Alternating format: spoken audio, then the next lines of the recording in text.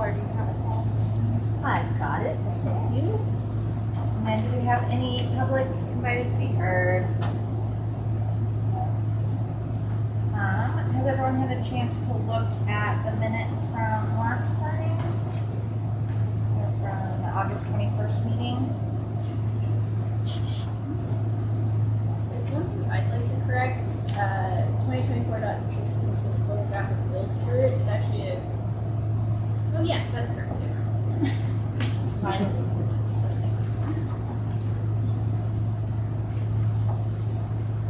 Do we have any other questions or corrections on it?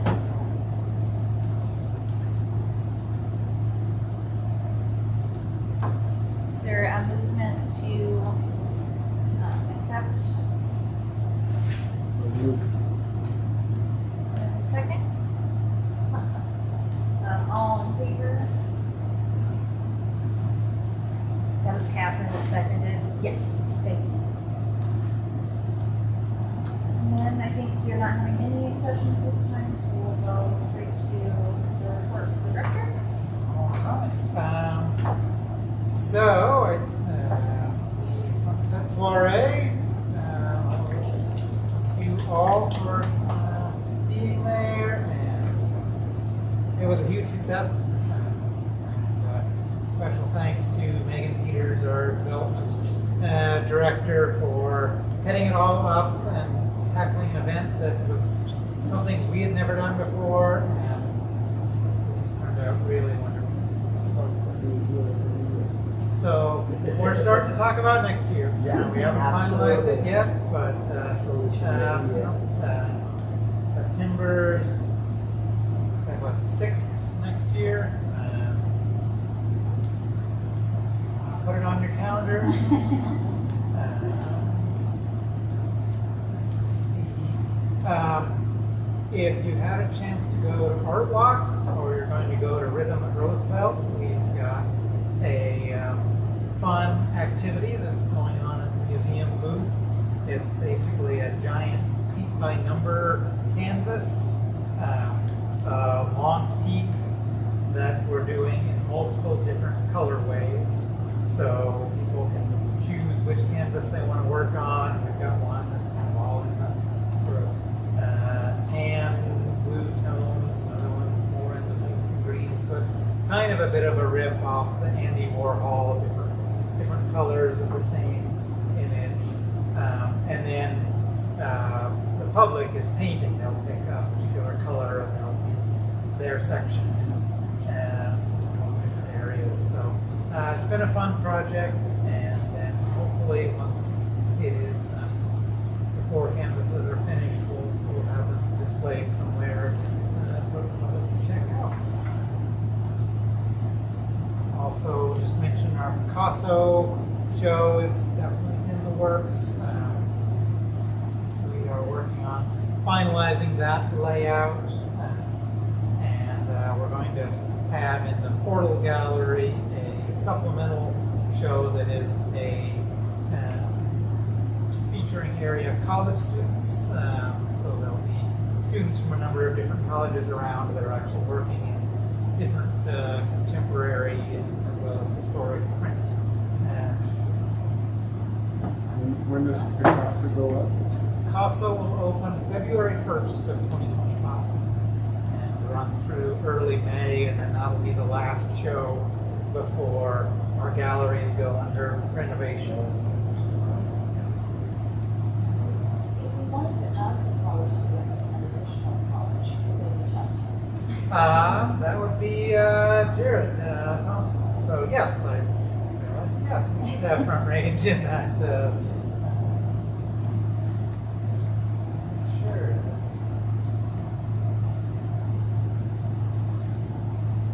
I might be able to put Jared in touch with Great. Good, good.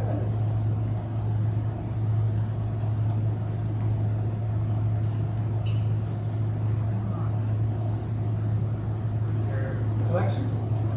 Yeah, I just gave 2 walking tours, one last night and one this morning, and I have another one tomorrow afternoon. We've added a east side walking tour, which will be the first time I'm doing that tomorrow.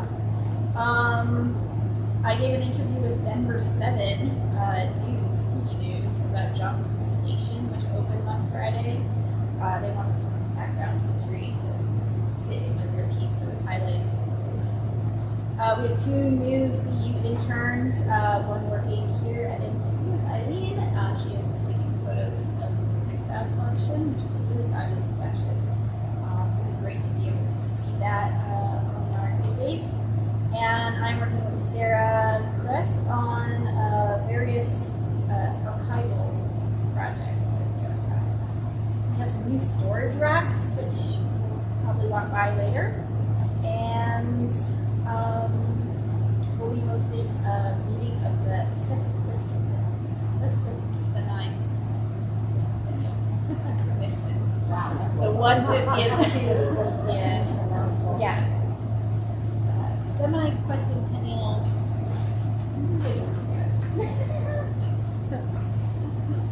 So yeah, lots happening. Are you the only one who does the walking tours? As of right now, Eric, you gave one, didn't you, to the launch group? Well, that was more of a driving tour. We drove all around, so yeah, that was a little different. But yeah, I'm certainly glad to fill in every now and again, but I think it was great work with people. It's capped at 12 and it pretty much always set up. And 12 actually does really good. Oh, wow. Well, that's funny. How often do you do that? We do them in the spring and the fall, and we generally offer 2 of each. We're only doing 1 east side for this fall. 2 next spring, but Cool. Yeah, I think I saw the east side was sold out. there might still be some spaces. Check on that. I don't think so. Around this point. Okay. I think it is. I saw that when we put it in the newsletter, and I was like, oh, there must still be spaces. They put it in the email newsletter.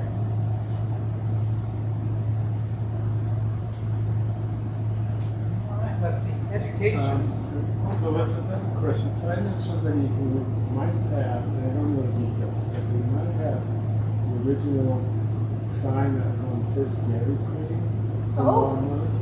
That may have been, again, I'm not clear of that detail, but may have been the first one in Colorado. So, And Dairy Queen, the one on Main Street, next to be the oldest swimming restaurant in town. that's one, but it might be the first Dairy Queen in Colorado. So, what's the process where I present it to you and see? Share my email with them, So that they and we'll can chat. contact you. If Yeah. someone might be interested. If they've got a picture that they can email, that's even better. And then basically, me, Eric, and Eileen review it, and then if we think that it has relevancy, we'll bring it to you guys, and then we do that whole process, which we're not going to do at this meeting. We didn't really have that many for the past month, so we'll just pick the one that we thought will just be next.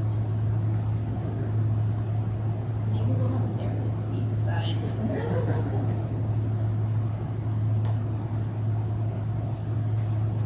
For education,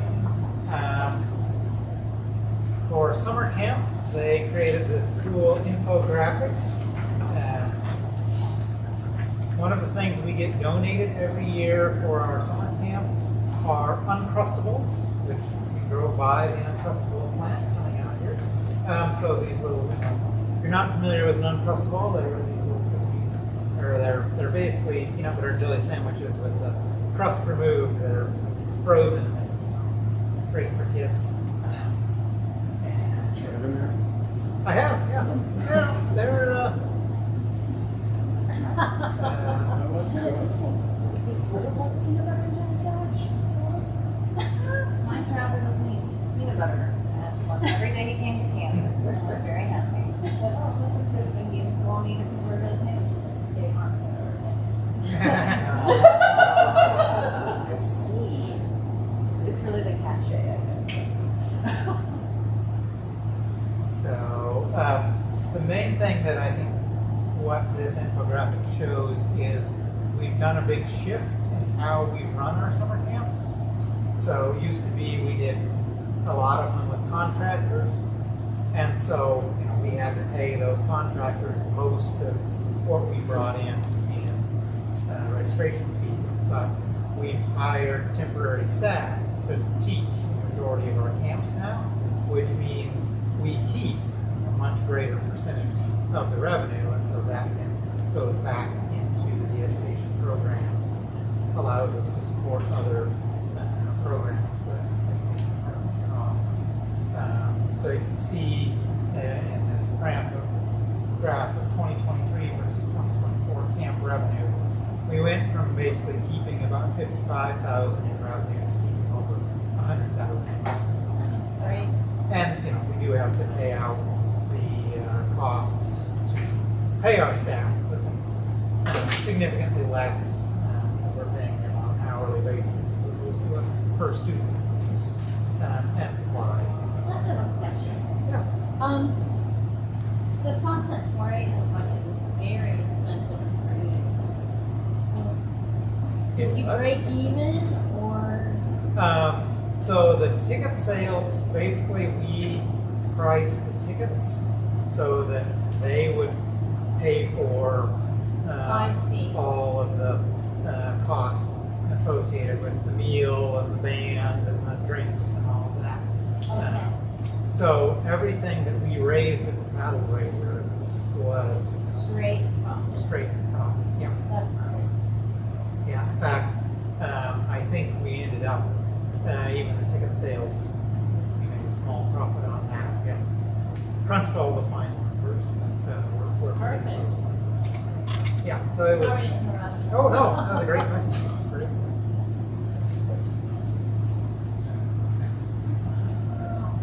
Let's see.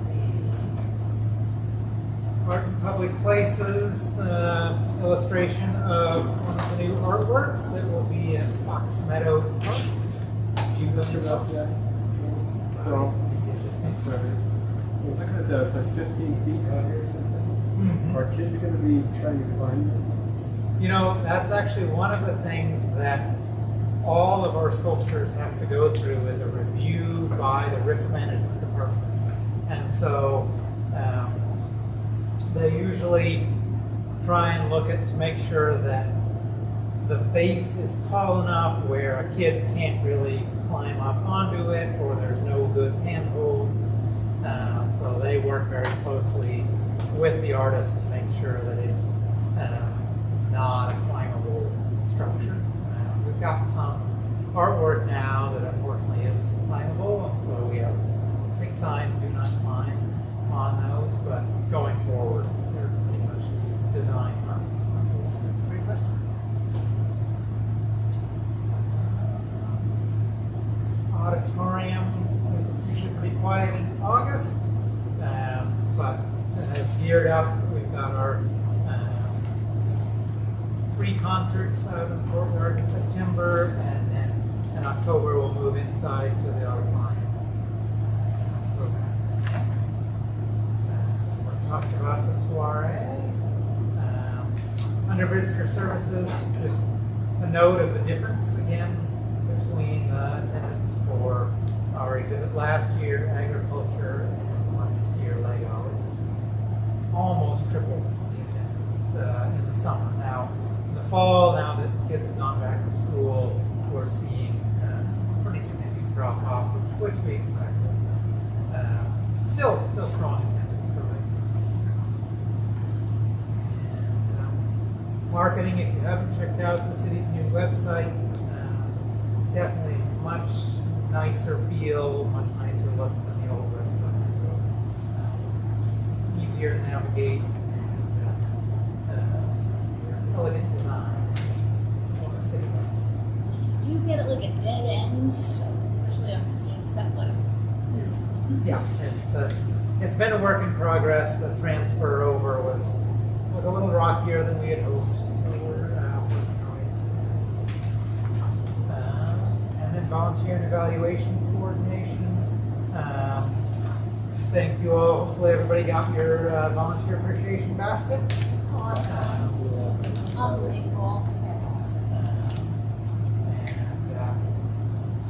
I will, I think, at a future meeting, maybe share more about the survey of museum doors that we do every year with the American Alliance of Museums. We've been doing it for 4 years, so we're now able to see some trends and things and what we see from our audience. And it's really a very well done professional survey that we get a lot of good information on. Any other questions on the director?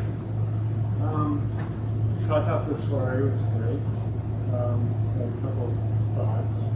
The line getting in was into the parking lot. Is there anything we can do about that? Well, that was one of the things we talked about in our sort of debrief afterwards. Is I think our plan is to actually have check-in inside.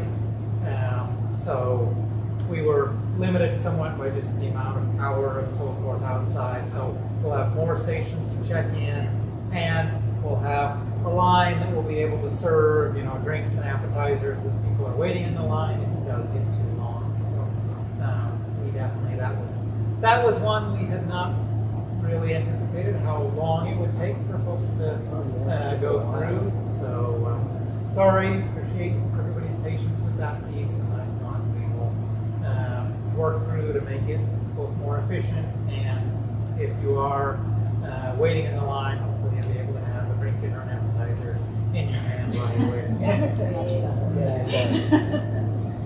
One piece of feedback was the video, which was awesome. It was so great. And I was also seeing that from the screens on the review of it. But it needs to be subtitled. That's good. Yeah, very good point. What's his name? No. It's almost creepy. I was like, John, that was your voice, right? You did great. Or And she's yeah, like, anyone "No, that does it." say that it's Okay, that's an interesting little detail, which is cool and creepy. So if you didn't hear that, the voice in the video was actually an artificial intelligence voice. Oh. No, I So, assumed it was a person. yeah. When I first heard it, I was like, oh, what did we get? I don't recognize that voice. Wow. I think you had a I have a question. The Day for Dead celebration. Did anybody know that it was going to be on Yes, we were aware of that. Because I, I'm owning a it's a day when Jewish people are using to sleep on their home. It's a very holy, it's a very sacred day.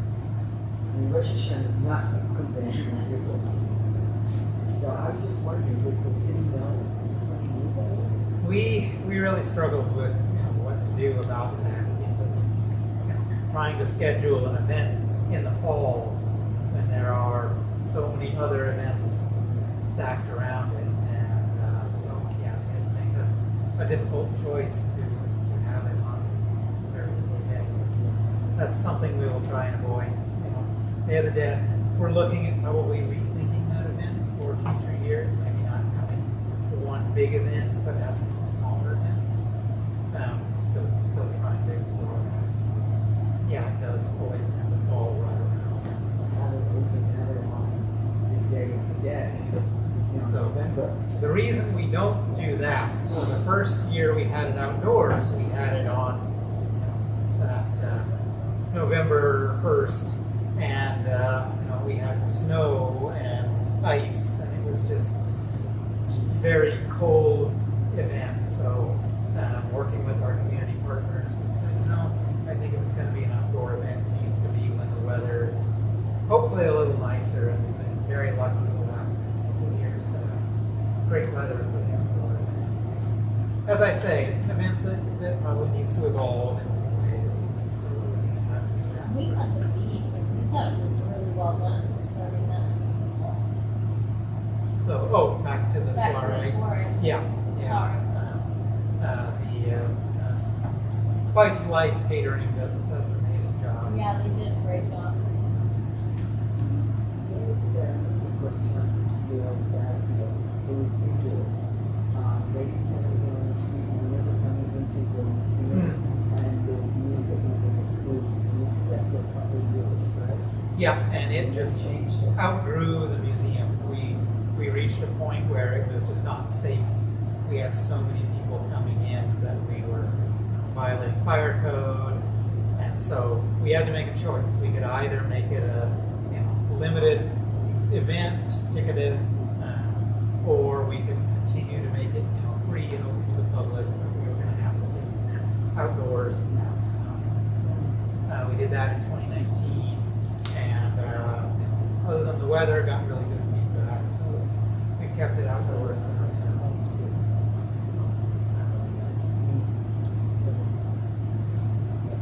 But yeah, it's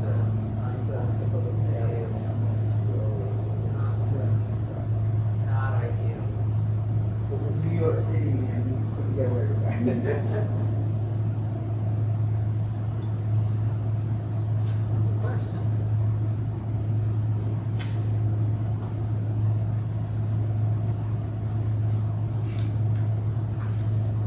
You want to talk about the unfinished business with the 2025 budget? Yeah, so I wanted to share, at our last meeting, unfortunately Tom wasn't here. I know he was interested in the budget, but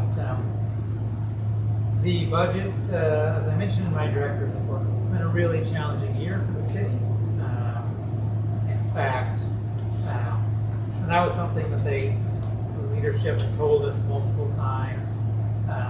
But the general fund, which is what funds museum operations and funds much of the city's operations, it was a really hard year for a lot of reasons having to do with property tax uncertainty, declining in sales tax, and so, in fact, across the entire city, they did not add any positions through the general fund. It's the first time that I can remember that happening since 2008, the struggles then.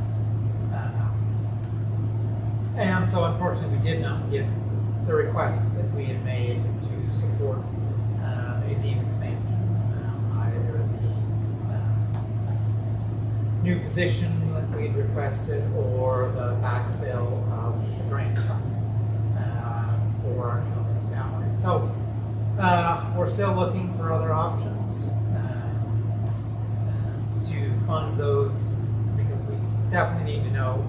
We have to open with our children's gallery. We have to bring in an exhibit, because we don't want to open the museum with empty galleries. It's not going to work. We can invite all the city council to walk around. So we are still trying to figure out how to fund some of those things. Hopefully we'll have more information as we move forward in the coming months. It was definitely a disappointment. We really hoped that we would get at least some of what we requested. We do have the opening won't be until 2026, and I think we're probably looking at later in 2026, so we'll have a little more time if we get some of these requests in the 2026 budget. Trying to explore how to make sure that we open the museum with the full complement of what we wanted. We need to do some additional fundraising. Are you guys talking about like doing a fundraising that is like targeted more at like families and parents?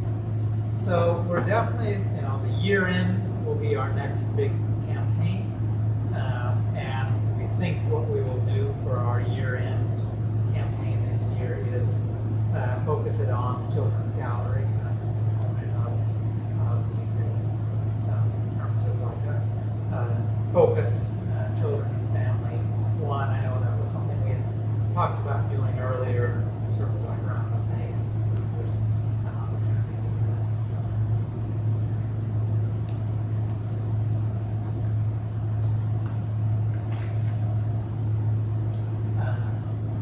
The full budget, I got the link to it. I saw it as I was heading down here, so if you're interested, I can share a link to that. It's now available on the city website. It's just I believe so, because it would have been presented to city council. So but I can share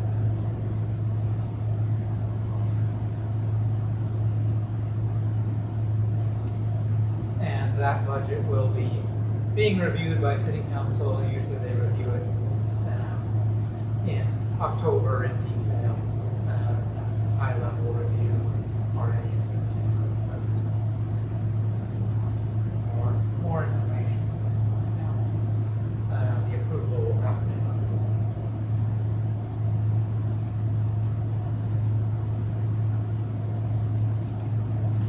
On budget.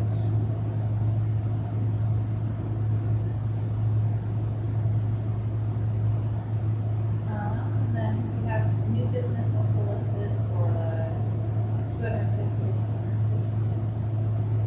Yeah, so the first thing that hopefully will be happening, I haven't gotten final confirmation, but we've requested that City Council pass a proclamation on October 8th that would say the America 250, Colorado 150 commemoration will start July 4 of 2025 and run through the end of 2026. So there'll be a series of events, and essentially it's, the city of Longmont supports the commemoration of these significant events in Colorado and U.S. history, and that they would support any organization as part of that wants to contribute events to that. We would, as I understand it, be one of the first cities in Colorado to pass a proclamation like that. So, excited to be on the leading edge of the 150-250 celebration. If anyone has ideas for places that should have a landmark or some kind of sign, that's something that they're going to be brainstorming at next week. Particularly involving populations that have not been part of kind of official signs for these places. Of a building that might be landmarked as part of this process, or a significant historic site that should have a marker. They've done a study that 90-some% of Colorado's historic markers basically commemorate white men, so they're trying to diversify that. Hopefully we can modify that, change that statistic over time. But once we get official confirmation of that proclamation date, I'll let you all know if anyone would like to attend.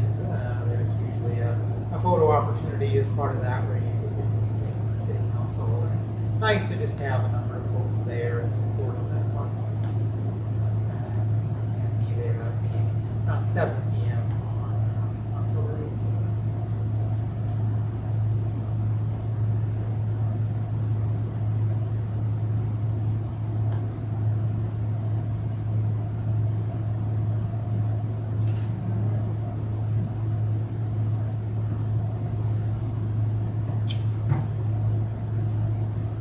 Any other questions or comments by anybody? This is just basic, but the Stewart family, what is Stewart? So Bill and Lila Stewart owned KLMO Radio in Longmont for a long time. Probably what they're best known for locally. Bill Stewart in particular was a friend of museum director Kent Brown, who was director in the 80s and 90s. And that's kind of how the initial connection between the museum and the Stewart family got started. The Stewarts also had significant investments in other things. And both Bill, Lila, and their daughter have all passed away. So their funds basically all went to a charitable foundation, and that foundation is essentially charged with dispersing those funds out to the organizations that the Stewart family supported during their lifetime. So some of the ones of those are the museum, TLC, Learning Center is another beneficiary, Stewart's, Longmont Public Library, it's Stewart Family Foundation, a number of other charitable organizations. Students that fund like books for kids. Yeah. So Remember Steve Stewart in town was a big deal on that? Is that in relation? Yeah, not in relation